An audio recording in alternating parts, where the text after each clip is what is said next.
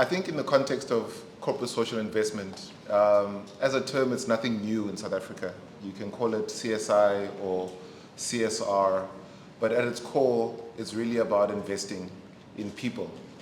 And essentially what I'm going to be talking about is the human side of business and how corporates and other stakeholders within the ecosystem can leverage their collective powers to enhance the creative economy. When we look at the creative industry in its totality, it actually employs 6% of the South African workforce. It generates about 160 billion rand towards our South African GDP, and with music generating, as Karabo said, about 2.3 billion rand annually. The sub-Saharan region of Africa generated revenues last year in 2024 in excess of $100 million, which was 22.6% of the global revenue generated from music.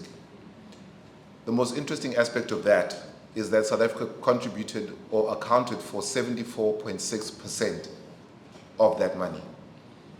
And that's an annual compounded annual growth rate in that sector of 14.4%. The critical thing that we need to realize here is that the creative industry is inherently valuable.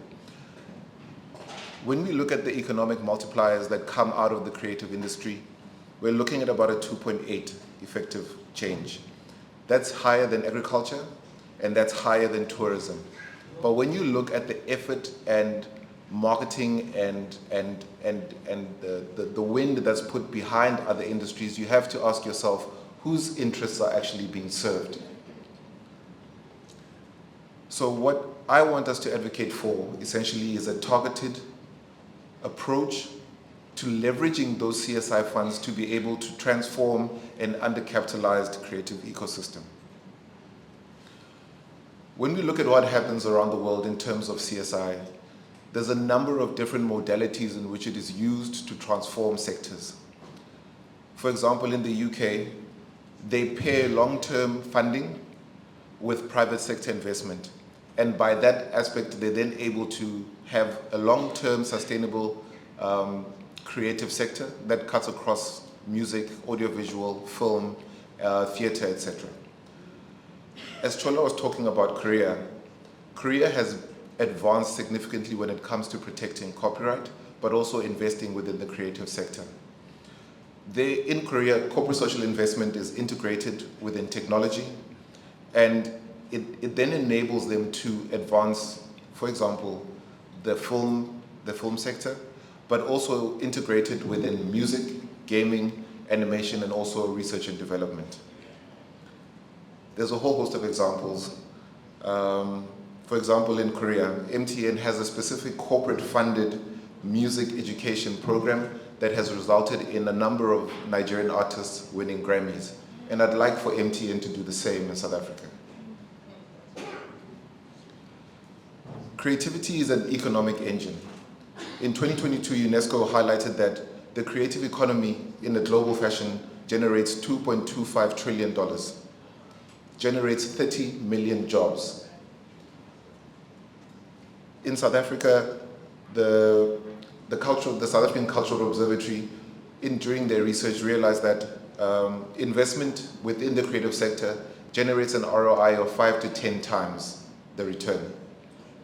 So the lesson that we're seeing here is that when we combine successful models with corporate funding, government alignment, and creative entrepreneurship, there's no limits at which the sector can deliver value for the South African public.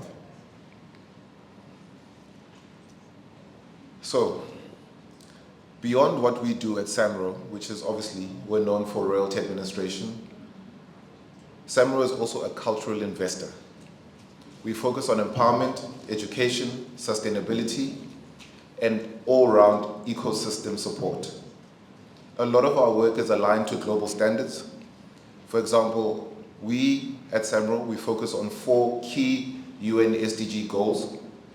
SDG 4, which is quality education, SDG 8, which is decent work, SDG 9, which is industry innovation, and SDG 10, which is the reduction of inequality. So for us, when we invest in our members, when we invest in the ecosystem and in our stakeholders, it's not really about sponsorships. It's not about our brand appearing anywhere. It's really around investment in the ecosystem and ensuring sustainability. In terms of direct investment from SAMRO, over the past 4 years, we've invested 25 million rand in various initiatives across the board. We've seen an increase in our non-cash contributions. We have a strong alignment in terms of ESG as it's framed currently. And then our model and our policies have been leveraged towards supporting inclusive CSI models. In our day-to-day work, and specifically for myself, we focus specifically on 4 key pillars at SAMRO. We focus on improving music business skills. We focus on advocacy and outreach, thought leadership, and organizational support. How does that manifest? I think as a top line, the most critical thing is to look at how much we distribute. So for 2024, SAMRO was able to collect in the region of 683 million rand, and from that we distributed 622 million rand through our various distributions. And that was to our members of 25, to our member base of earning members of 25,872, and we did that over 29 distributions over the year. Over and above that, we also have additional benefits that we accrue to our members. And Chola talked about Artists Dying Poor. At SAMRO, we are one of the very few organizations that have a retirement fund. We call that SHREF. So when our members reach retirement age, not only do they receive their royalties, but they also have a retirement pension that's available to them at the point at which they retire to make sure that they're able to take care of themselves in their golden years. We also focus very strongly on development and education, and we partner with a number of institutions to be able to deliver that. We have 3 key partners that we work with. We work with the Soul Candy Institute of Music, and we provide in the region of 70 bursaries every single year through Soul Candy. We also partner with the Academy of Sound Engineering, where we provide 20 bursaries through their specific music business masterclass program. And then over the past 2 years, we've actually expanded our programs to include publishing. And that specific aspect is really around driving entrepreneurship, but also giving our members another aspect at which they can generate money from their various businesses. So we have one of the few certified music business programs. We do that in association with the Music Business Lab led by Nanel Muson and a team, and that program is certified by the University of Pretoria. One of the other key areas we focus on is on thought leadership. So we support programs and initiatives like Music Exchange, which is why we're here today, but we also have other platforms where we lend our support for us to be able to spread important knowledge and skills around the music industry. We have a platform called the Music Business Network, which is held in Gauteng, but we're working on bringing it to other regions. And in that platform, we bring music industry experts, leaders, executives, government, but also international partners who come and give their knowledge at a cost-free basis. So we give information to music creators from the people that they rely on for their revenue, free of charge.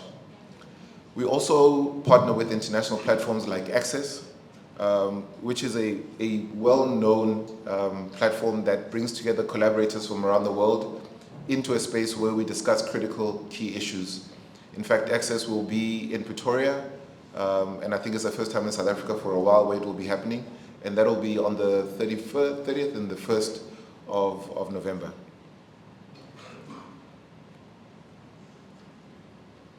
One of the key things that we also do for the industry is through international partnerships and collaborations. We've been, over the past week, working on a really incredible program called Song Hubs. In fact, the song hubs that we had over the past week was the first that has ever happened in Africa.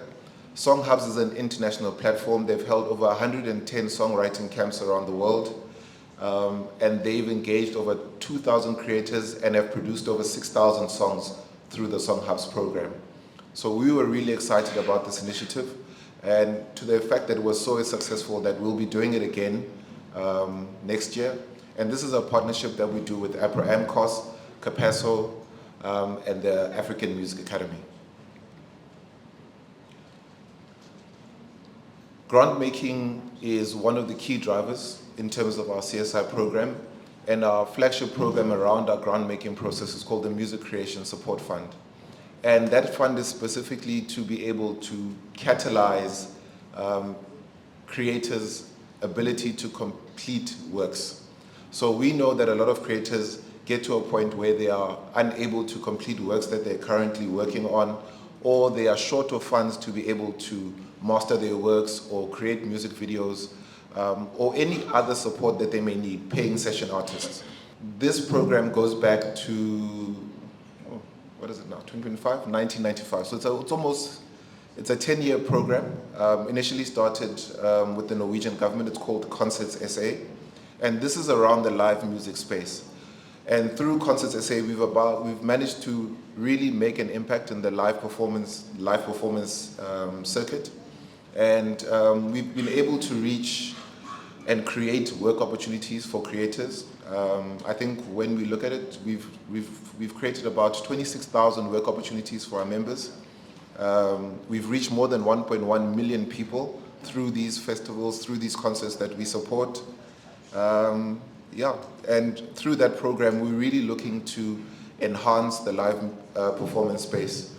As of last year, we've actually partnered with the Jobs Fund through National Treasury, through the Festival Enterprise Catalyst. I know in the Western Cape, some of you may have heard of it. So we support a number of festivals like Kaka and Ka, Woordfees, and a number of other platforms that promote live performances. So I think in closing, the good question is, how do we leverage CSI to make change within the industry?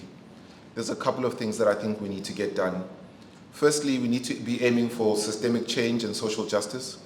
We need to be looking at partnerships that are geared towards collective impact models, a strong support for advocacy and research so we understand exactly where the need is and who we need to be helping. And then also intentional knowledge sharing, and this happens in platforms like these, but also through some of other initiatives that we have, where we're creating free platforms and free knowledge portals that people can access and learn about copyright, around distributions, and essentially what their rights are as creators, to make sure that people get real benefit from the works that they create. So, for the corporates out there, what should you be doing? I think essentially we need to be leveraging CSI and the CSI money, these CSI funds that are set within corporates, to be able to create enterprise and incubation hubs. It's through these platforms that we are able to reach out to the communities that need them, and leveraging this money to be able to deliver social good. The other critical part is partnering with collective management organizations, because these are the people who represent the actual beneficiaries of these funds. The third aspect is to not just give out money, but to also measure what this money actually does. You can't, spending money is great, but if it doesn't deliver a real benefit over an extended period of time, then it's actually a waste of money. And then I think the last part is to form regional partnerships. No man is an island. We need to be working together across the provinces, but I think also across the region, because we are all interconnected. And I feel that there are lessons to be learned through partnerships, not just in our country, but with our brothers and sisters from the countries that surround us. So in closing, I'd just like to leave you with one of my biggest thoughts. Where there's music, there is movement, and where there is investment, there is transformation. Thank you.